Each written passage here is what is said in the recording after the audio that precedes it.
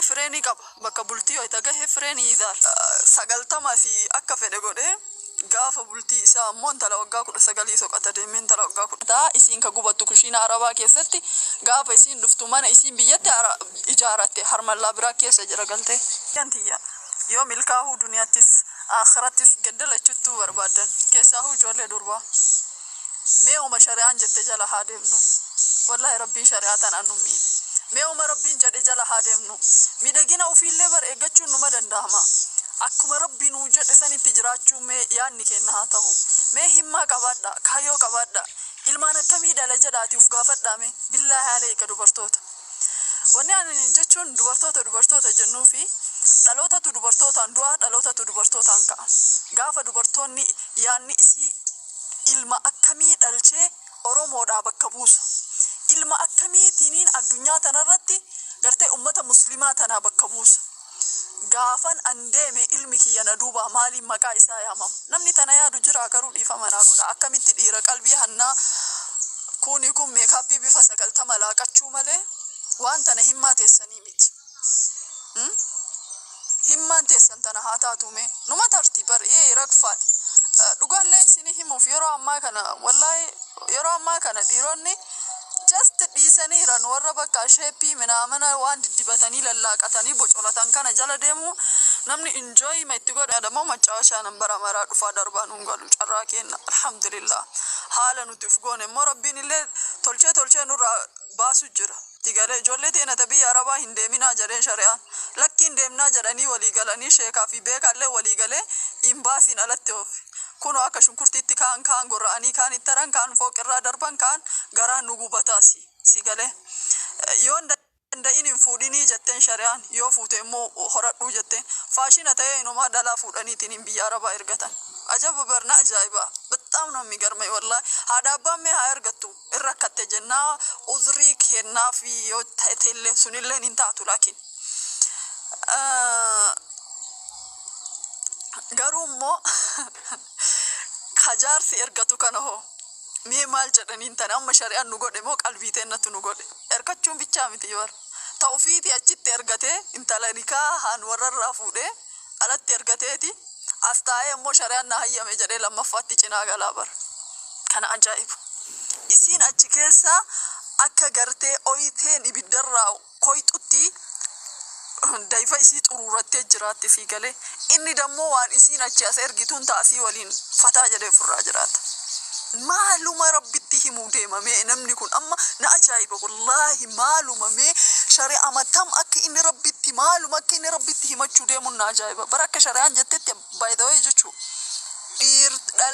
qabeenyi dhiiraa dhalaadhaan walitti dhiiraa fi dhalaa mashruufuun dirqama isaa ta'ee gabultii keessa seen laakiin dubartiin immoo waan ufii isiiti alaykum salaam wa rahmatullahi wa barakatuh waan ufii isiiti dayfitee itti bayxee itti cabxee fidde yoo barbaadde malee kennuu dhabuu mirga qabdi by the way yoo barbaadde ufii isiiti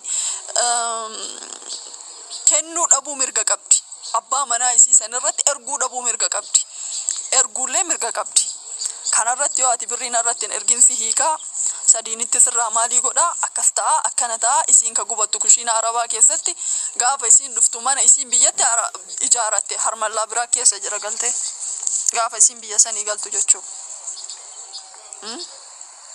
gaafa isiin achi galtu nama biraa maa shari'aan lama fuudhinaan jedhe yoo makkas jette shari'aan yoo makkas jette yoo lamaa miti shan fuudhi yoo afur fuudhi shan siinaa yamtu si gala afur fuudhi ani personaali akka dhuunfaa kiyyatti rakkoon qabu afurillee fuudhi sadiillee akka shari'aan siin jette sanii bulchi garuu si galee taan achitti cuunfaa taan asitti eenyu Itoophiyaa keessatti akka rabbi jedhetti namni dhalaa lama fuudheetiin wajji jiraachuu jiru barrasuulli Aishaa fi sallallahu alaihi wasallam radiyallahu anha dubartii waggaa 50 waliin caalchifne barrasuulli mana keessatti akkaataa waa hunda keessatti waliin caalchifne guyyaa Aishaa dubartii taaniif hin dabarsine guyyaa dubartii taanii Aishaaf hin dabarsine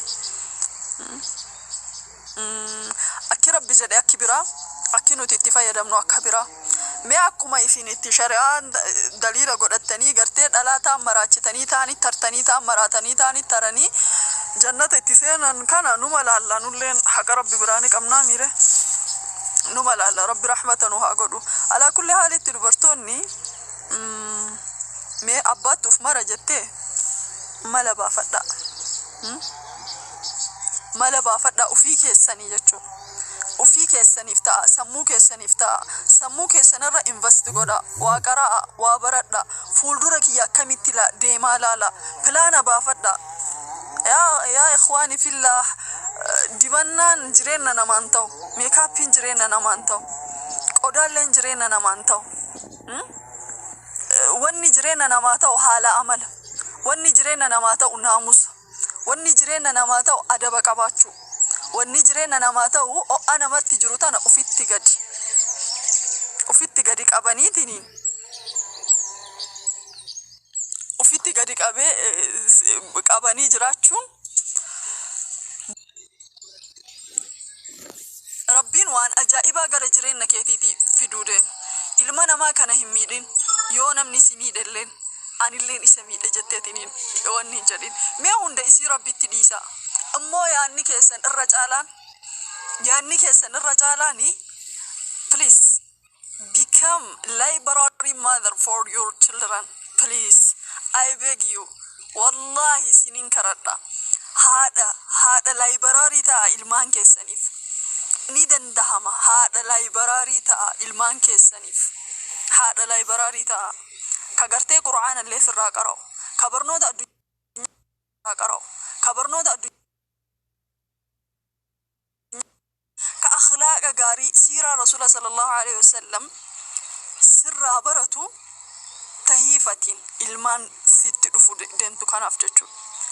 Immooni eega carraa ta'ee bultii keessa seente karoora Rabbiitti harkan naqatiin ilmaan Rabbii sii kenne akka itti guddisu Rabbi beeka. Akka itti waliin si jiraachisu Rabbi beeka. Waan Rabbiin dirqama isii sirra hin kaahini ufin dararina obboleeyyan kiyya.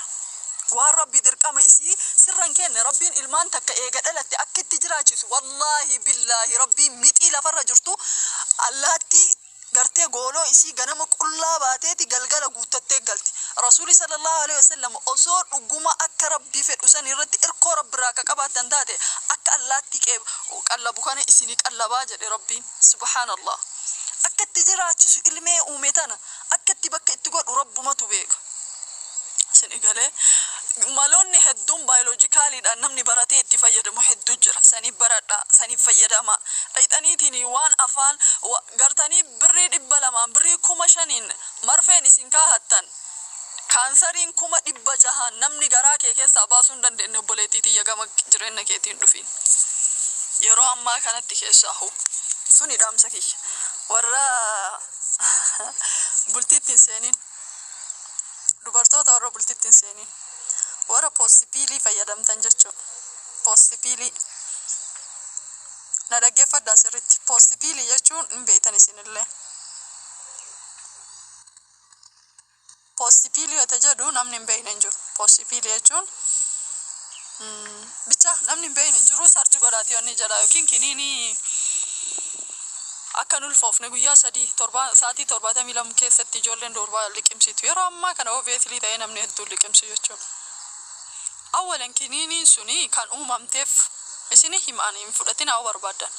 Kiniiniin sun kan uumamteef itti jedhu kan isiin akka hojirra ooltu taasifamteef warra dirqisiifamanii gudeedamaniif. Warra dirqisiifamanii yoo ka gudeedaman taate akkamitti ilmeessa waliin emoshina isaanii eeguu akka ijoolleen sun hin maraanne yookiin daa'imni sun akka malee hin taane gadaamisa daa'ima sanii dhiquuf. Sunuu dirqama waan ta'eef yeroo keessatti guyyaa takka guyyaa jireenya isaanii keessa guyyaa takka yoo ta'e waan ta'eef agas mara dhiibbaan qabu san irratti hundaa'eeti. Amma garuu namni martinuu faashina godhee ji'a 2 ji'a 3 ji'a 4 keessatti waan kana warroonni fayyadamtan Rabbiin dhala na dhoorgatee akkan jenne gaafa heerumtan jechuudha. Antanumaan isinidha. Gadaamessi keessan akka walitti nafne quba qabaadha. Isinii galee tanumaan isinidha. Ilmeena dhoorkatee Rabbiin akkan jenne. Gaafa coraan keessan akka malee furdatee bakka tareelleen maaliif akkana taree sheeppiin kiyya badee akkan jenne. Gaafa qal'attee muka waa lama godhama wanni sun. Yookaan qal'isee akka malee lubbuu si keessaa dabarsa yookaan furdisee akka malee si godha san. Itti aanee warroota sheeppii fi wantoota garagaraatiif kiniinii fayyadamtan. Billahi alayka Rabbi sodaadha. Yaa nama warra ilmaan qabdan ilmaan teessan mana hidhadha. wanni kun hormooniidha dhaqeetiin ka inni activate godhu jechuudha. Hormooniin kun yooni ajaja doktorootaatiin hin fayyadamini akka malee nama godha wanni qoricha. Sigalee qorichi yoo waan itti uumameef saniif hin fayyadamin akkanuma furdachuu barbaada waan jetteef sheeppii baasuu barbaada waan jetteef yookiin waan wahii gochuu barbaada waan jetteef warroonni fudhatanii rabbi sodaadha. Wallahi hinduutan akka malee taatan nama hedduutu akka malee ta'e akka isa goonu wallaalle. Sadaffaa warra nyaara waggaa 3 dalagatu. Nyaara waggaa 3 waggaa 4 namarra turu kan gartee maali inni mandanno so akkam jedhee isiniin nyaara ijarratti dalagatan dubartoonni baay'een asirratti yeroo baay'ee naalleen dhufa keessaanii kana warri gurraachessatan kana jechuun aggaara kana hinnaa miti warroota hinnaan gurraachessanii miti warra dhaqee tumatu jira waan kana akkam akka godhanillee beeku gan intani luutaan azaan birrii 10,000 dalagamu jira ammatan Itoophiyaa keessatti dhufe kaza buhala waggaa 4 waggaa 5 sirra tura awwalan tokkoffaa akka sharaatti yoo kadeemnu taate tumachuun haram Rasuli sallallahu alaihi wasallam warra tumatu kana harama nurratti godhee jira takka qodaan kun gaafa isa barate waraabessa halkanii fakkaata itti riba kaate jechuudha. Laalame daaraa fakkaata akka wayi bakka yoo meekaappii san hin dibatin yookaan dhiqattee waan san ofitti hin godhin confidence hin qabdu bakka. Yaani jaarsi rabbiitu itti erge sa'aatii 3 sa'aatii 4 taa'ee si eege yeroo ati manaa ba'uuf jechuudha. Buna si waliin dhuguu hifannaa wanni bultii namaa diigaa jiru tanaa bara. Waliin deemee galgala iraata nyaadhoo jedhe yoo sa'aatii 12tti baana jedhe halkan keessa sa'a 2tti ba'a jaarsi. halkan keessa sa'a 2tti waliin ba'a. Bataam organik yoonu kireemochi allu meekaappii fi kireemii maalii wanni garagaraa waraabessa halkanii fakkaata. Duuba jaarsi kee galgala rabbi rahmata haa godhuuf wallahi dhiirate nutan rabbummaan rahmata haa godhuuf. Baay'ee rifeensi gabaabaan qulqullina qabu hedduu bareedaa bara hedduu takka jechuun ifa manaa godhaati. Fuulli magaalli hedduu bareedaa bara. Fuulli magaalli gurraachi an personaaliin hin jaaladha akka yaani